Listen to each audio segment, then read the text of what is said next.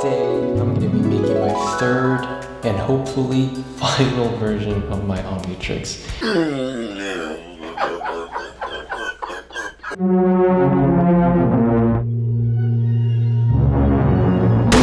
Hey guys, nice to see you again. It is 11:30 p.m.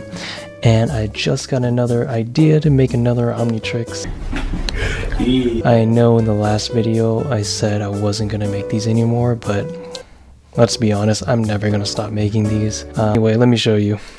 Okay, so here's the Alien Force Omnitrix, and I just happened to notice with all my other ones, I've only made the original Ultimatrix and Omniverse versions of this Omnitrix. I haven't made the Alien Force one in DIY form yet, so now's a good time. So what my plan is to make this watch out of foam or cardboard, have this be very slim, not thick like this, but slim like the TV show, and I'm going to use this button cell battery with the LED light here, and I noticed that I can push the leg side to side and have it turn on.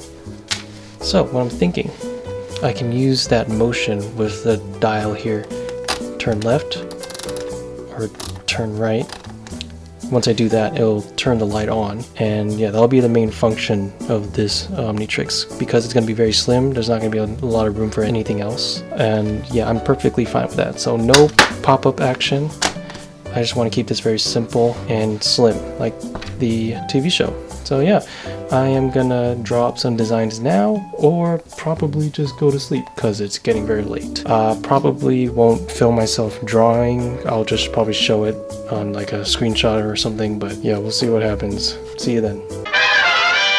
Okay, so here we are in AutoCAD. This is where I drew my template here, and conveniently I'm actually learning this class in my college right now, so this is working out really well for me. Alright, so just taking you through here, we're gonna have this be the base of the Omnitrix, and this white circle here is the button cell battery, and I drew it to size. I'll link this in the description so that y'all will be able to print it to scale. On the bottom here is going to be the strap.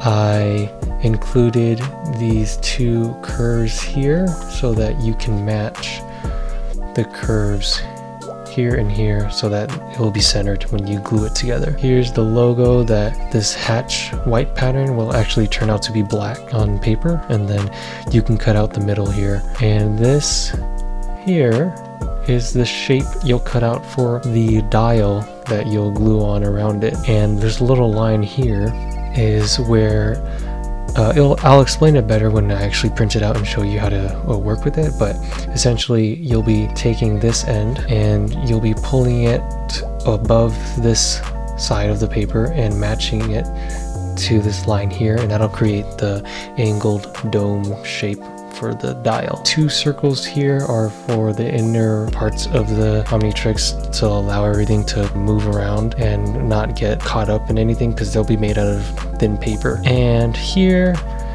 are two extra duplicate pieces of the strap where you'll have it glued on top of its corresponding parts to create a recessed section in the black here. And yeah, it'll be a lot better once I show you and everything and print it out. So yeah, I'll link this in the description for you guys to print out.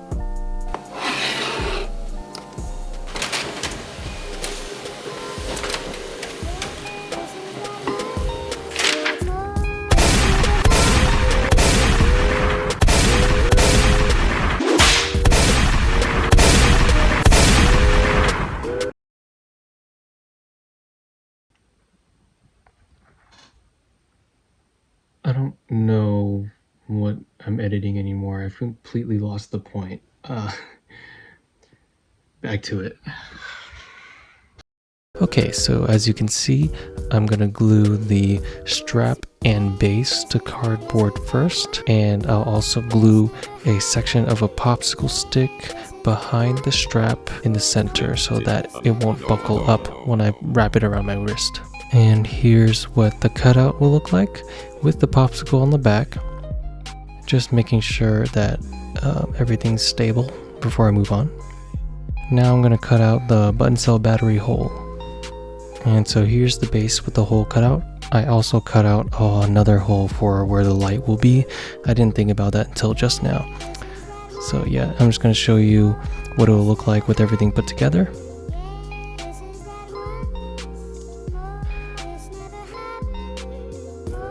Then the foam cutouts for the straps. Moving on to the main strap, I'm going to use black electrical tape and put it in the middle for the black detail. Then I'm going to take the foam cutouts and then lay them on top so that I can get that recessed black area shown before. Then I'm also going to take some Velcro pad and cut out a section to fit into that missing area of black that I left out intentionally. Now I'm going to take some green paint and then paint the strap green, making sure not to get any on the black tape. Also, don't be like me and try to paint the foam while it's glued onto the strap. If you do that, you'll end up having to paint the very thin walls of the foam right next to the black electrical tape, and it'll be very difficult not to get any green paint on the black. So what I advise doing is painting the foam first and then gluing them on.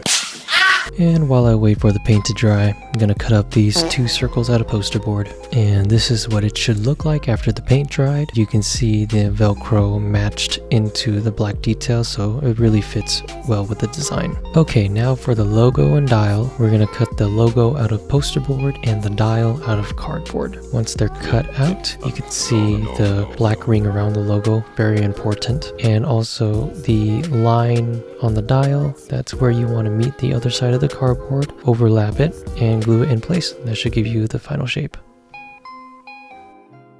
So this is what you're gonna want to look for that dial shape. And now I'm gonna take pieces of plastic from a plastic assortment box that I have laying around. I'm gonna use that as the background transparent piece for our logo. And now I'm gonna take the plastic piece and sand it down.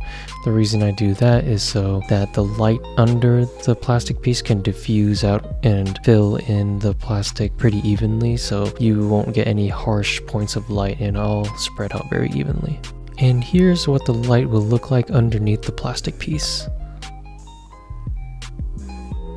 Moving on, we're going to be working on the walls and cover for the main base of the Omnitrix. As you can see, I'm pointing out which pieces correspond to what parts on the Omnitrix. I forgot to mention these pieces in the AutoCAD segment, but I'll make sure to put them in the PDF. Also, I decided to have the base magnetically attached to the strap just so that we can have easier access to the battery. Of course, this is optional because if you're not using a battery, you can just glue it straight to the strap. But I think this is a really good idea if you want access to your battery. And for the walls of the Omnitrix, you can see how I glued it here as well.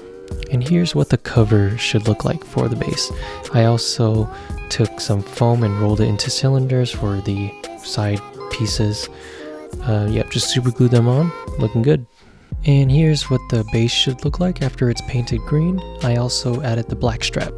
For the main mechanism, you're going to want to roll up a piece of paper and cut a notch out like I'm showing you here. When you insert it in and twist it left and right, it'll push against the leg of the diode and it'll turn on the light, as you see here. Alright, and before we put everything together, I'm just going to show you which pieces to paint gray and how they correspond with the toy reference that I'm using. So to put everything together, what you're going to want to do is to take the paper ring from the dial and place it down first. Then once you take the second smaller ring and glue it on top of the tube that you just made with the notch cut out. Once you glue that together, place it into the base and make sure it's a snug fit. Then for the logo, what you're going to want to do is to make 2 pillars of cardboard or anything else and super glue them underneath the black sections of the logo. And once you glue it into the base, you want it to hover above the base by about 1 or 2 millimeters. Then you'll take the dial, place it on top of everything and glue it to the outermost ring that you put down first.